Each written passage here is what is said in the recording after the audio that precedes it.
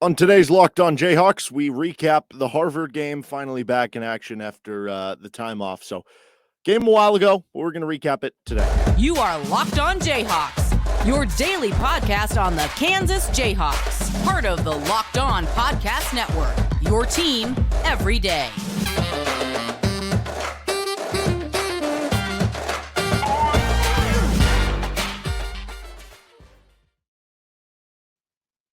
I'm Derek Johnson. You can hear me as well on Rock Chalk Sports Talk Monday through Friday from 3 to 6 p.m. on KLWN in Lawrence.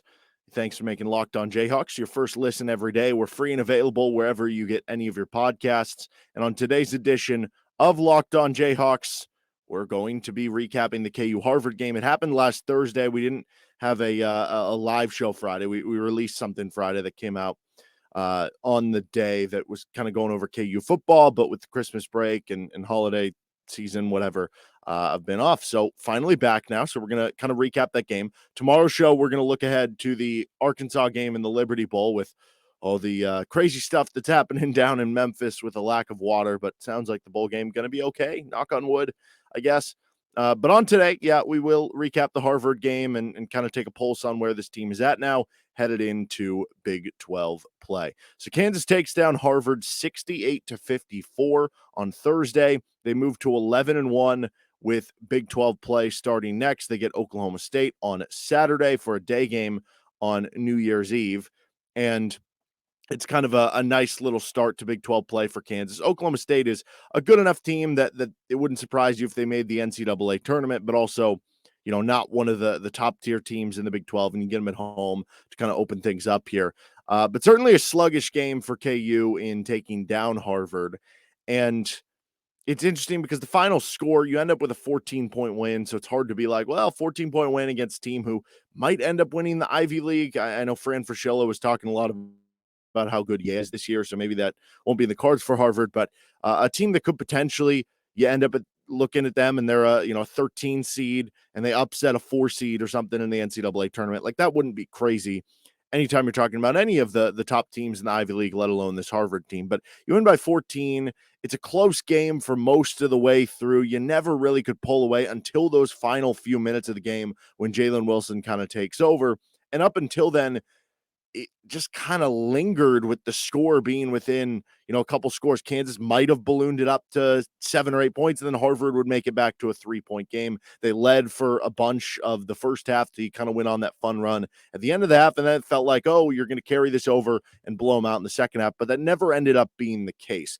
And the final score doesn't actually seem as close as maybe the game was played over the majority of it, because, again, you win by 14, but most of that was kind of played in tight quarters between the two teams. It was a 2-possession game for a handful of the game and until, 5 or 6 minutes left in the game.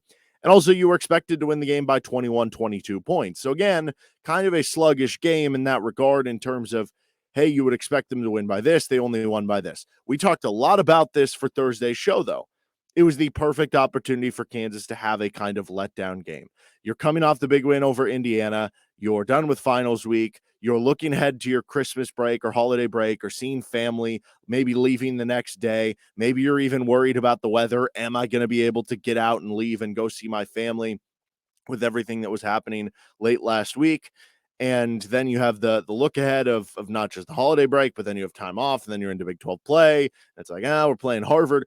And then, maybe it's not as great of a home court environment like it always is at Allen Fieldhouse, but maybe it's not one of the better ones with the weather and people not showing up maybe as much into the corners of the arena. So again, like, there are reasons to kind of point to and say, it would make sense that this would be kind of a possible letdown moment in game. And that wasn't surprising for me in any way. But I think when you look at things, to me, it kind of just all boils down to one thing that led to the score being even that close.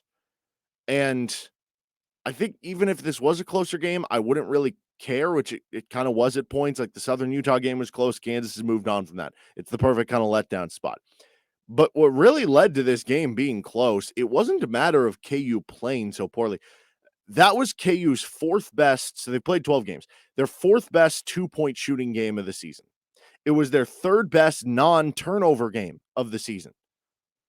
Despite Harvard actually having one of the better effective field goal percentages that KU has given up on defense in a game this year, Harvard overall, when you tack in like not getting a ton of offensive rebounds, maybe not being able to, get to the free throw line a ton or turning the ball over, Kansas actually had their third best defensive game by points allowed per possession of the season. So you're looking at top 3, top 4 in all these different categories.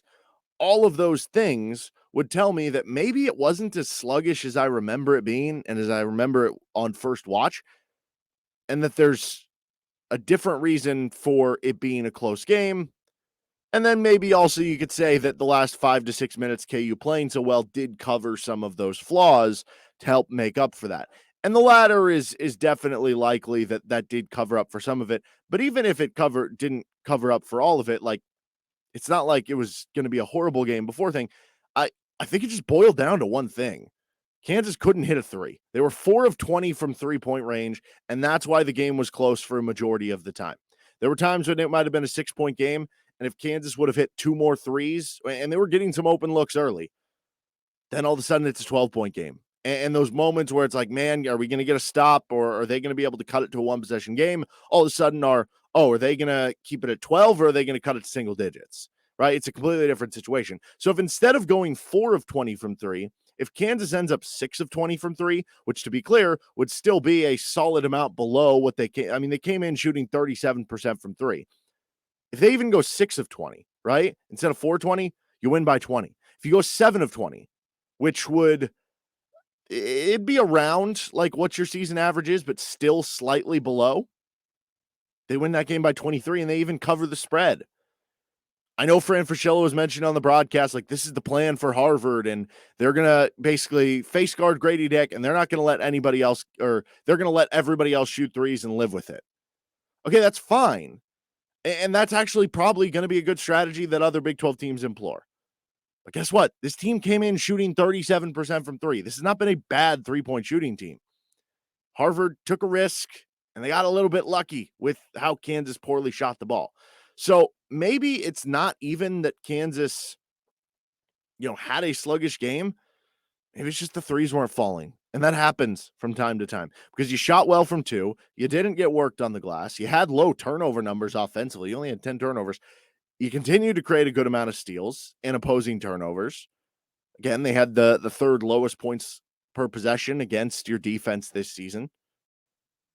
It's kind of actually an okay game for Kansas. You just didn't hit shots. But overall, you take the win. You're happy with how things have gone in the non-con. You're 11-1 through the non-con. Obviously, there's still the Kentucky game looming in January, but especially how things have gone since the Tennessee game in you responding. That could have been a fork in the road. That whole battle for Atlantis, even in the wins, things didn't whether it was defensively or at times going through cold spells offensively, whether it was the Wisconsin game or the NC State game, you played a bunch of close games and then you lost the Tennessee game. That could have really carried over, and it could have been a sign of, well, maybe this team's good, but it's not elite. They've bounced back from them and showed that, yeah, this looks like one of the elite teams in college basketball so far to this point in the season.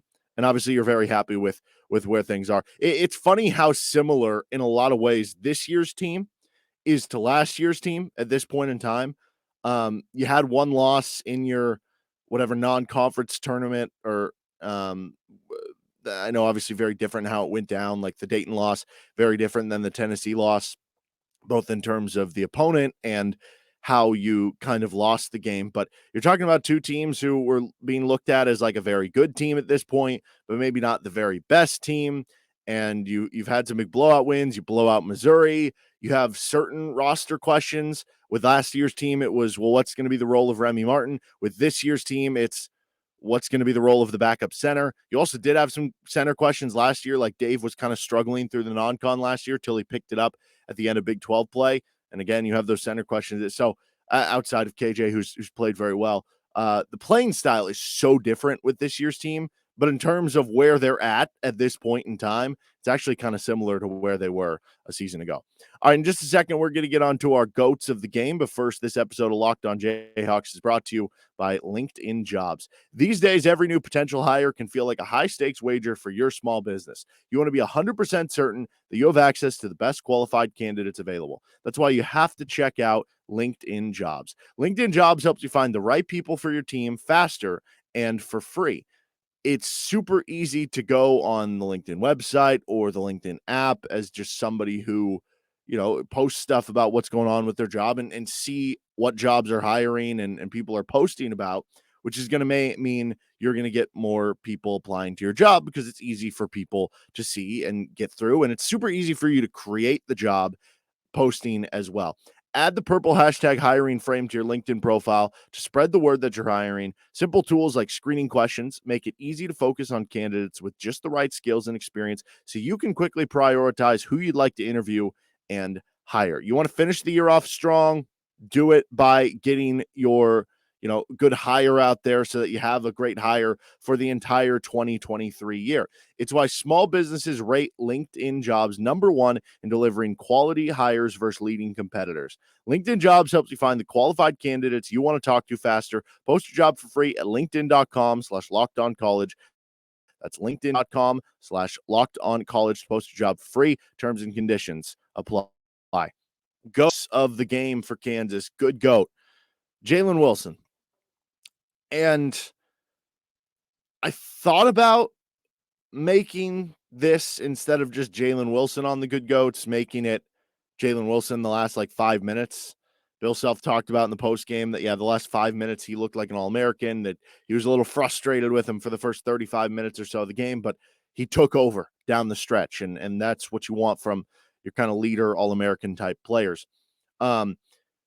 And now I could have also made this the caveat, Jalen Wilson outside of shooting threes, and it would be even better because he just had kind of a poor 3-point shooting game, kind of a microcosm for KU. He had 21 points, 6 rebounds, 2 assists, a steal, and a block, filling up the stat sheet, doing it all, continues to kind of add to his great season so far. He struggled shooting the ball against Indiana, goes 4 of 18. What a bounce back performance here. He goes 10 of 17 against Harvard. And again, if you take away the threes, he went 9 for 11 on 2-point shots against Harvard. So if he hits, one more 3 at that point, instead of going 1 of 6, if he goes 2 of 6, then it's an even better game. And again, then we talk about KU being up by even more at that point. But it's kind of funny because he was the inverse of Gradey Dick. Gradey Dick went 3 of 7 from 3. And 0 of 4 from 2. Jalen went 9 of 11 from 2, 1 of 6 from 3. I guess if you add the duo up, though, it works out. You get 9 of 15 from 2. You get 4 of 13 from 3. The 3 still a little bit lower than you like, but, those numbers work out a lot better when you just combine the duo of what they ended up doing. But you also had the accomplishment for Jalen where he surpassed the 1,000 career point mark, and certainly more points planned to be scored for Jalen this season. But, yeah, when you really needed him down the stretch, he really took over for you. Kind of reminded me of the Southern Utah game in that regard. Kind of a sluggish game against an opponent you're not expected to do so against. And then Jalen just keeps pushing down the stretch and keeps getting those tough buckets for you to make sure you come out on top and avoid that big upset loss. KJ Adams stat stuffing gets a good GOAT of the week. He had 10 points, 7 rebounds, 4 steals, 2 blocks, and an assist. Just filling up the stat sheet all the way through for KJ Adams. No really other center, which we'll get to this here in a second, stepped up and you didn't have a carryover game from Zuby after the Indiana game. KJ continues to just be your most consistent option there, which that's important for Bill Self, consistency, and continues to, further entrench himself that he is the guy as the starting center for you. And it's not just that he is, entrenched himself. I would be surprised at this point if KJ wasn't your starting center the rest of the season. But it's also the fact that he seems to be even further distancing himself in terms of how many minutes he is going to get for the rest of the year. Beauty of KJ Adams, though, being kind of a wing type, you can get away with playing him 30 plus minutes a game if you have to in a specific game, because he is more conditioned to play that way than maybe a traditional big who is more of a lurking big man who maybe can only play 20, 25 minutes a game. Kevin McCullough, good GOAT of the game, 14 points, 11 rebounds, another double-double for him. He also had 3 steals, 2 blocks, and 2 assists, so also filled up the stat sheet a little bit. I mean, just I have to continue to kind of sing his praises on the defensive side of the ball. He's just never out of a play. Like, you see a couple plays where he like comes from behind and gets a block after it's like, oh, maybe the guy beat him on a cut or just kind of powered by him, but he comes up with a block. Or, somebody's driving right into him and it's like, oh, he's going to get an easy layup. Or he has a big man matched up on him where it's like, I don't know, that might be a mismatch. And he just strips the ball away. He is never out of a play. He is so crafty defensively. He is so good with his hands. So unbelievably great. And again, the offense and the rebounding continue for him as part of this nice stretch that just happened in December since he came back from the groin injury.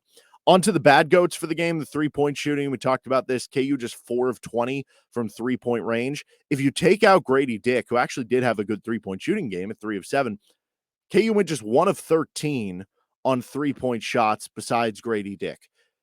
On one hand, you could say, well, that's worrisome if we go back to the preseason expectations about, man, I don't know, do they have enough three-point shooting besides Gradey Dick? But I think to this point, they actually have shot it pretty well, even outside of Gradey Dick, who certainly has raised those percentages a lot for you.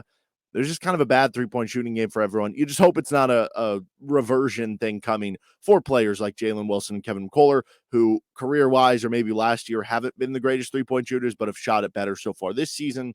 Maybe it's the reversion to the mean. Maybe it's the start of a bad stretch. Maybe it's just one bad game. That's where I would kind of lean. But either way, that was a bad GOAT for the game. DeJuan Harris gets a bad GOAT here. Now, hear me out, because DeJuan still overall impacts the game so much, and I love DeJuan, and he's arguably the most valuable player on the team, whether you think Jalen's the best or the valuable, whatever. We had that conversation about a week ago. 4 points, 4 assists for DeJuan Harris. He still had some awesome defensive plays to help that, especially in that nice first half run that KU had to finish the first half. He made some big defensive plays there, hustle plays. So it wasn't all bad. And I'm not putting it here to say that anything bad is happening. Here is why DeJuan is on bad GOAT. This is now becoming a bit of a trend of him getting in foul trouble early. So maybe I should just rephrase this to DeJuan Harris foul trouble on bad GOATs. But again, he only had 4 points, 4 assists, which we're used to seeing. Again, DeJuan's not like a, super high, lofty stat guy to begin with, but we've been seeing closer to 8 to 10 points, 6 to 10 assists per game.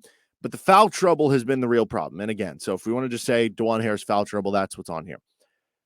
It is a super tight, fine line for him with being a pesky defender, being someone who tries to get steals, tries to poke the ball loose, and also tries to take a lot of charges. Is a fine line between that and trying to avoid fouls.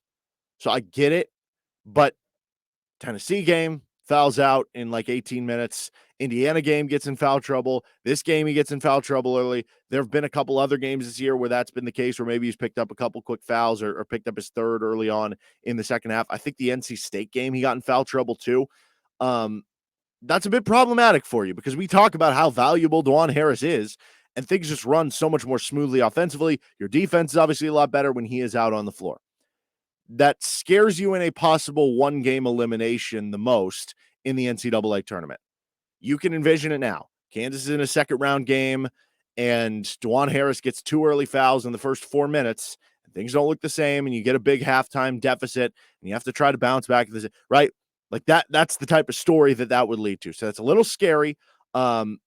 Overall, you still want DeJuan playing how he plays, because that can be so valuable, but it is such a fine line, and he is such an elite point guard in college basketball that with the way that he has consistently improved his game, it would not surprise anyone if he fixed that trend that's kind of emerged with this foul trouble, if that became something that he really worked on and got better down the stretch here after seeing some of these games. But that certainly is a little bit worrisome that this is becoming more and more of a thing.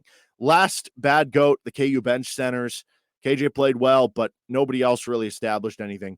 Zuby, Ernest Uday, Zach Clements, they combined for 9 minutes, 0 points, 0 for 2 shooting, 3 rebounds. They did have 2 blocks, which is possible, but the biggest disappointment there is that Zuby Ejiofor, who had the nice game against Indiana, it was Can he carry it over? Can it become a trend where he is starting to lock down those backup big minutes? And didn't really happen. You didn't really get any rhythm with any of those backup centers, which certainly has been a theme so far this season. All right, in just a second, we're going to finish up with some new KU football additions because they made some late in the week last week. We'll get to those in just a second. But first, this episode of Locked On Jayhawks brought to you by NHTSA. You're hanging out with some friends, putting a few drinks back. A few becomes a few too many. As the evening comes to an end and people start to head out, you think of calling for a ride. But nah, you live nearby. You can make it home okay. It's no big deal. What are the odds you'll get pulled over anyway? And even so, what's the worst that could happen? Your insurance goes up, you lose your license, you lose your job, you total your car, you kill someone. Everyone knows about the risks of driving drunk. The results are tragic and often deadly. However, that still doesn't stop everyone from getting behind the wheel while under the influence. That's why police officers are out there right now looking for impaired drivers on our roads to save lives. So if you think you're okay to drive after a few drinks, think again, play it safe, and plan ahead to get a ride. It only takes one mistake to change your life or someone else's forever. Drive sober or get pulled over. All right, things up here with some KU football stuff. The Jayhawk football team tacking on couple pickups, couple from high school and one more transfer pickup, which they go back to the well in the pipeline. That is the Minnesota Golden Gophers. The high school commits, they get Grady Seifert. He's a 6'2", 275-pound defensive lineman from Beloit in Kansas, and Dylan Mong, who is a 6'6", 215-pound tight end from Shawnee Mission East. So certainly someone who you figure will, he can develop, redshirt maybe, sit in the program for a few years, and then after those few years, you get the weight up to 235, 240, 250, something like that. Got a big body and certainly a lot of potential with Seifert. You bring someone in. You love adding the local kids from the state of Kansas, which you're doing there. I don't know if both those guys are on scholarship or if they're preferred walk-ons. We've seen that before, but either way, those are nice pickups. The big news one, though, Austin Booker, Jim Panagos, the defensive line coach for Kansas, or I guess defensive tackle coach, whatever. He was the main recruiter here. He is just doing absolutely wonders in the transfer portal right now. Booker is a defensive end from Minnesota. He redshirted in 2021 after he came in as a 3-star recruit nationally. He was top 600 recruit nationally. Played just 23 snaps in 3 games this past season in 2022.